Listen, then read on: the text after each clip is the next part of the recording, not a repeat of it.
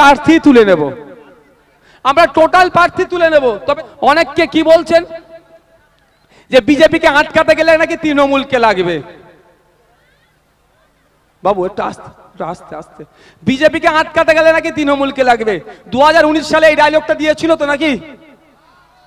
কি দেখলাম 18টা বিজেপিকে নিয়ে এমপি নিয়ে চলে আসলো। 2021 সালে একইভাবে এমন দেখাচ্ছিল নাকি বিজেপির বিরুদ্ধে তৃণমূলই লড়াই করছে, 77টা এমএলএ গিফট করলো।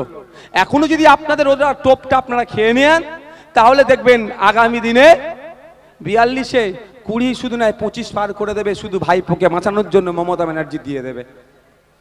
আমাদের কি কর্তব্য হবে? মমতা ব্যানার্জি যদি তার ভাইপোকে নিয়ে এত চিন্তিত হয় তাহলে আমরাও আমাদের এই ভাইপোগুলোর জন্য, ভাইদের জন্য আমরা চিন্তিত হব না? আমাদেরকে আমাদের ভাইপো দায়িত্ব নিতে হবে না? আমরা আমাদের ভাইপোর দায়িত্ব নেব।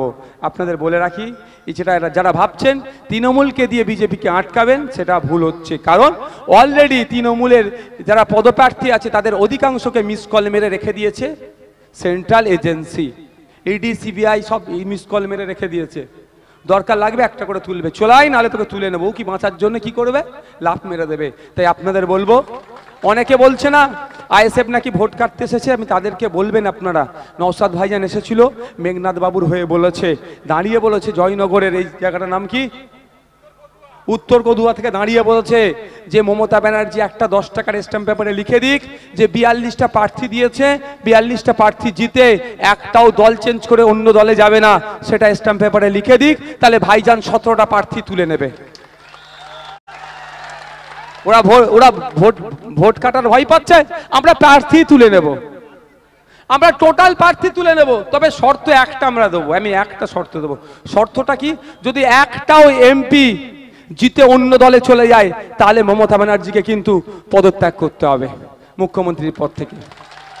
মনে হয় আপনারা লিখে দেবে? উনি ভালো করে জানেন ওনার দলে কারা কি জায়গায় দাঁড়িয়ে আছে, কজনকে মিস কল মেরে রেখেছে, কজন বিজেপি থেকে এসে তৃণমূলের টিকিট নিয়েছে উনি ভালো করে জানেন। আর যে সমস্ত বন্ধুরা তৃণমূলের এই দুর্নীতির ফলে এই বাচ্চাদের মিড ডে মিলে চুরি করেছে, যারা তাদের অত্যাচারের ফলে, যারা মানুষের রেশন চুরি করেছে, যারা আবাস যোজনার ঘট লুট করেছে, আমি আস্তে আস্তে দেখছিলাম, খুব দুঃখ লাগছিল। আমার হিন্দু মায়েরাও দাঁড়িয়েছিল, আমার মুসলিম মায়েরাও দাঁড়িয়েছিল, যে সমস্ত বাড়ির সামনে দাঁড়িয়েছিল তাদের বাড়িগুলোর কি দুরবস্থা, দুঃখ লাগছিল। তাদের আবাস যোজনার পয়সা যারা লুট করেছে তাদের বিরুদ্ধে আবাস যোজনার ঘর দেওয়া পাওয়ার যোগ্য তাদের কণ্ঠে পার্লামেন্টে গিয়ে টেবিল চাপড়ে কথা বলবে মেঘনাথ বাবু, যাতে দ্রুত তাদের ঘরের ব্যবস্থা করা যায়, তার লড়াই করবে। কিন্তু যারা ভাবছে তাদের বাড়ি চুরি হয়েছে, 100 দিনের কাজের টাকা চুরি করেছে, তাদের অত্যাচারের হাত থেকে, জোড়া ফুলের অত্যাচারের হাত থেকে বড় ফুল বাকি বাঁচাবে, কেউ যদি ভেবে থাকেন এটাও ভুল করছেন।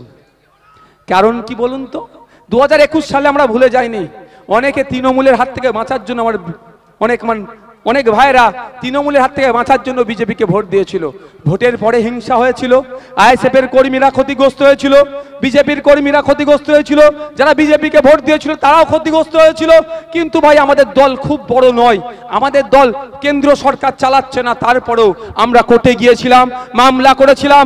আমাদের মামলার ফলে শওকত মোল্লাকে কিন্তু national human rights commission notorious criminal ঘোষিত করেছিল আমাদের লড়াইয়ের ফলে। কিন্তু দুঃখের বিষয়, শুভেন্দু অধিকারীকে ভালোবেসে, দিলীপ ঘোষকে ভালোবেসে, সুকান্ত মজুমদারের উপরে ভরসা করে তৃণমূলের অত্যাচারে যে সমস্ত ভাইরা বিজেপিকে ভোট দিয়েছিল তারা আক্রান্ত হলো। কিন্তু দুঃখের বিষয়, সুকান্ত মজুমদার কুণাল ঘোষের সাথে বসে কেক কাটছে। কাটেনি ভাই? কাটেনি? মমতা ব্যানার্জির ডাকে শুভেন্দু অধিকারী গিয়ে চা খাচ্ছে, আর এখানে বিজেপির কে যারা তৃণমূলের হাত থেকে বাঁচার জন্য ভোট দিয়েছে তারা আক্রান্ত হচ্ছে। ও কাজ আমরা করি না। আমরা ওই দিনই মমতা ব্যানার্জি ডাকে গিয়ে চা খাবো যেই দিন বুথ স্তরে এই উত্তর কেদুয়া এলাকার চায়ের দোকানে আইএসএফ এর নেতৃত্ব, বিজেপির নেতৃত্ব, তৃণমূলের নেতৃত্ব, সিপিএম এর নেতৃত্ব, কংগ্রেসের নেতৃত্ব, আরো যে রাজনৈতিক দলের নেতৃত্বরা আছে একসাথে বসে চা খাবে, মারামারি হানাহানি করবে না। সেই দিন এসি রুমে বসে মমতা ব্যানার্জির সাথে চা খাবো প্রয়োজনে।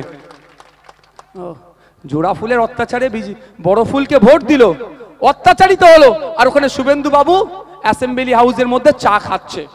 তাই বলবো একটু সজাগ হন, যারা ভাবছেন জোড়া ফুলের অত্যাচারে থেকে মুক্ত দিতে পারবে বিজেপি অর্থাৎ বড় ভুল, তারাও ভুল করছেন। আসুন খামের আশ্রয়স্থলে, খামের ছায়াতলে আসুন। খাম এমন একটা প্ল্যাটফর্ম দিচ্ছে, আপনি দলিত, আপনার উপরে অত্যাচার হলে এক বলিষ্ঠ কণ্ঠে যেমন কথা বলবো, আপনি আদিবাসী, আপনার উপরে অত্যাচার হলে সেই বলিষ্ঠ কণ্ঠে কথা বলবো, আপনি মুসলিম, আপনার উপরে অত্যাচার হলে একই বলিষ্ঠ কণ্ঠে কথা হবে। খাম একটা প্ল্যাটফর্ম দিচ্ছে, এই প্ল্যাটফর্মে দলিত, আদিবাসী, পিছিয়ে মুসলিম সহ যারা আছেন তাদের অধিকারের কথা নিয়ে আমরা বলছি। এই বলাটাই শাসক ভয় পাচ্ছে, সেই জন্য আমাদেরকে বিভিন্নভাবে দেখে দেওয়ার চেষ্টা করছে। বন্ধুগণ, মাইকের আওয়াজ যাচ্ছে, প্রত্যেকের উদ্দেশ্যে বলবো, আসুন কোন রকম প্ররোচনায় পা দেওয়ার দরকার নাই, কোনো বিভাজনের রাজনীতি করার কারো খাদে পা দেওয়ার দরকার নাই। এগিয়ে আসুন, আগামী জুন মাসের 1 তারিখে খাম চিহ্নে ভোট দিয়ে পার্লামেন্টে পাঠান আপনার ছেলের ভবিষ্যৎ। এবং সাথে সাথে ন্যাশনাল এডুকেশন পলিসি যেটা নিয়ে এসেছে, দলিতের ছেলেটা, আদিবাসীর ছেলেটা, মুসলিম গরিবের ছেলেটা আর উচ্চ শিক্ষায় শিক্ষিত হতে পারবে না। যার বাবার টাকা আছে সে তার ছেলেকে পড়াতে পারবে। এই ধরনের বিল নিয়ে এসেছে কেন্দ্র সরকার, সেটাকে রোধ করার জন্য আগামী দিনে পার্লামেন্টে দলিতের প্রতিনিধি, আদিবাসীর প্রতিনিধি, মুসলিমের প্রতিনিধি হয়ে পার্লামেন্টে আমরা পাঠাবো। হবে তো নাকি ভাই? সকলে ভালো থাকবেন, সুস্থ থাকবেন। শেষ কথা আপনাদের কাছে একটা কথা বলবো ভাই, আচ্ছা আপনারা কোনোদিন দেখেছেন মমতা ব্যানার্জি আর অধীর রঞ্জন চৌধুরীকে হাতাহাতি মারামারি করতে? সুজন চক্রবর্তী, দিলীপ ঘোষ, অধীর রঞ্জন চৌধুরী, অভিষেক ব্যানার্জি, শুভেন্দু অধিকারী, দিলীপ ঘোষ, কুণাল ঘোষ, আরো যে সমস্ত নেতারা আছে, একসাথে হাতে হাতে মারামারি কোনোদিন দেখেছেন? দেখিনি, আর আমরা দেখতেও চাই না, তাই তো নাকি? কিন্তু আমরা দেখে দেখে অভ্যস্ত হয়ে গিয়েছি।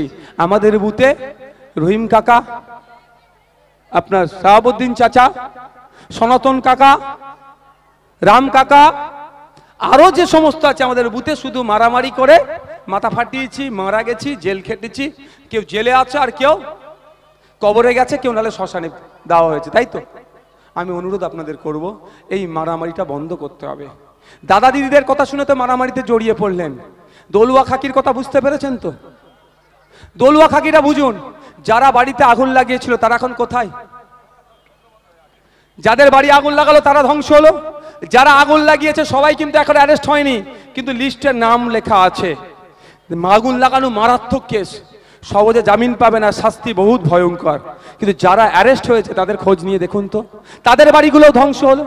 বা ওই দিনকে তৃণমূলের উপপ্রধান না প্রধানকে গুলি করে মেরেছিল তো, সে যেই দলেরই হোক না কেন, তার বাড়িটাও ধ্বংস হলো। যারা খুন করলো তারাও ধ্বংস হলো। এই যে খুন খারাপির রাজনীতিতে ক্ষতি কারা হচ্ছে? বুথের লোকেরা হচ্ছে। সুজন চক্রবর্তীরও ক্ষতি হচ্ছে না, মোহাম্মদ সেলিমেরও ক্ষতি হচ্ছে না, অভিষেক ব্যানার্জিরও ক্ষতি হচ্ছে না, শুভেন্দু অধিকারীরও ক্ষতি হচ্ছে না, দিলীপ ঘোষেরও ক্ষতি হচ্ছে না, কুণাল ঘোষেরও ক্ষতি হচ্ছে না, অধীর রঞ্জন চৌধুরীরও ক্ষতি হচ্ছে না। ক্ষতি কার হচ্ছে? এই চটে বসে থাকা লোকের। আমি অনুরোধ করবো এই চটে বসে থাকা লোকেদেরকে, অনেক লড়াই করেছেন 75 বছর ধরে, আপনার দাদুরা তাদের দাদুদের হয়ে গুলামতি করেছে, মারামারি করে তাকে জিতিয়ে পার্লামেন্টে পাঠিয়েছে। আপনার বাবারা ওই দাদুর ছেলে অর্থাৎ তার বাবা তার ছেলেদের হয়ে লড়াই করে পার্লামেন্টে পাঠিয়েছে। এখন আপনাদের হাতে দায়িত্ব তুলে দিচ্ছে, তার ছেলেগুলোর হয়ে লড়াই করে পার্লামেন্টে যাবে। আর জয়নগরের লোকেরা সেন্ট্রাল জেলে থাকবে, বারাইপুর সেন্ট্রাল জেলে গিয়ে কেস খেয়ে জেলের মধ্যে থাকবে। আর নেতার ছেলে নেতা হবে, তার ছেলে নেতা হবে, তার পুতাও নেতা হবে। এটা হতে দেওয়া যাবে না ভাই। এটা আমি আপনাদের বক্তব্যে এই মারামারি বন্ধ করতে হবে। বলছে লড়াই লড়াই লড়াই চাই, লড়াই করে বাঁচতে চাই। ও শুনে যান ঠান্ডা ভাই। লড়াই কি মোহাম্মদ সেলিম সাহেব করে? এই করে? মমতা ব্যানার্জি লড়াই করে, শুভেন্দু অধিকারী লড়াই করে, অধীর বাবু লড়াই করে। লড়াইটা চোটে থাকা যারা বসে আছেন তারা লড়াই করছে। আর বাঁচছে কারা? সুজন চক্রবর্তী, মোহাম্মদ সেলিম, অধীর বাবু, অভিষেক বাবু, মমতা দিদি, এরা বাঁচছে। আর কারা শ্মশান কবরস্থানে যে মরছে? আপনার আমার বাড়ির সদস্যরা। তাই অনুরোধ করব, যার যে দল ভালো লাগবে করবেন। আমি আশা করব খামচিহ্নের ভোটকে ভোট দেবেন। না ভোট দিলেও আপনাদের প্রতি আমার কোনো অভিযোগ নাই। কিন্তু একটা অনুরোধ আপনাদেরকে, এটা মাথায় নিয়ে চলুন যে নেতাদের চক্রে পড়ে আপনি আপনার পাড়া প্রতিবেশীর যে সম্পর্ক নষ্ট করবেন না। ভোট আসবে, ভোট যাবে, নেতা আছে, নেতা যাবে, কিন্তু আপনি দীর্ঘ বছর ধরে দেশ স্বাধীনতার আগে থেকে ব্রিটিশদের বিরুদ্ধে লড়াই করেছিল আপনার কাকা আমার চাচা, আমার কাকা আপনার চাচা মিলে, সেই সম্পর্ক হয়ে আসছে। এই নেতাদেরকে শুধু পার্লামেন্টে পাঠানোর জন্য মারপিট হানাহানিতে আমরা জড়িয়ে পড়ব? একদম করবেন না, অনুরোধ করছি। দিনের শেষে প্রতিবেশী, এটা মাথায় রেখে রাজনীতি করবেন, একে অপরকে সম্মান দিয়ে রাজনীতি করবেন এবং ওপর নেতৃত্বকে দেখবেন তারা কি করছে, তাদের লড়াইটা দেখবেন। মাইকের মাধ্যমে, মিডিয়ার মাধ্যমে লড়াই, তারা হাতাহাতি লড়াইয়ে জড়ায় না। তাই আপনারাও কেন হাতাহাতি লড়াই জড়াবেন? মায়েদের বলবো, আপনাদের বাড়ির পুরুষ সদস্যদেরকে আপনারা বোঝাবেন। কই তো অভিষেক ব্যানার্জির সাথে শুভেন্দু অধিকারীর এত লড়াই, তোর তো হাতাহাতি লড়তে একবারও দেখিনি। হ্যাঁ, কোনোদিন দেখেছেন হাতাহাতি লড়তে? তাহলে তুমি কেন ওর সাথে গিয়ে লড়াই করছো? এটা বলতে হবে। ভাইদেরকেও বলবো, বাপেদেরকেও বলবো, এটা মাথায় রেখে চলুন।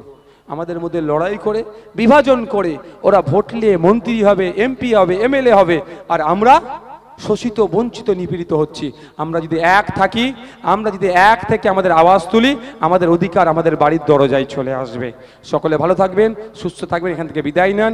পরিশেষে আমি প্রশাসনের বন্ধুদেরকে ধন্যবাদ জানাই, তাদের প্রচেষ্টাতে, তাদের সহযোগিতাতে আজকের এই প্রোগ্রাম সুষ্ঠুভাবে সফল হয়েছেন। যে সমস্ত মিডিয়ার বন্ধুরা এখানে এসেছেন তাদেরকেও আমি ধন্যবাদ জানাই। কারো কোনো কোশ্চেন থাকলে ওখান থেকে করবেন, আমি এখান থেকেই বলবো, এখানে ঢোকার প্রয়োজন নয়। এবং দর্শক বন্ধু যারা এসেছিলেন, আইএসএফ এর যারা শুভাকাঙ্ক্ষী যারা এসেছিলেন, তারা যেতে যেতে একটা বার্তা দেবো, এটা মাথায় নিয়ে বাড়িতে যাবেন, যে আপনারা বাড়িতে গিয়ে 10 জন করে দায়িত্ব নিন। মায়েদেরকে বলবো, যেখানে পুকুর ঘাটে গিয়ে বা কলে গিয়ে যেখানে উঠা বসা করবেন, মহিলা সমাজ একসাথে বসে যেখানে গল্প গুজব করেন, বাপ ভাইরাও চায়ের দোকানে যেখানে গল্প গুজব করেন, একটাই কথা বলবেন, অনেকবার হয়েছে, অনেককে বিশ্বাস করেছি, অনেককে ভরসা করেছি, 17 বার অনেকের কথাই ভরসা করে আমরা পার্লামেন্টে পাঠালাম, আমাদের কথা কেউ রাখলো না, আমাদের কথা কেউ বললো না, আমাদের দুঃখের কথা কেউ শুনলো না।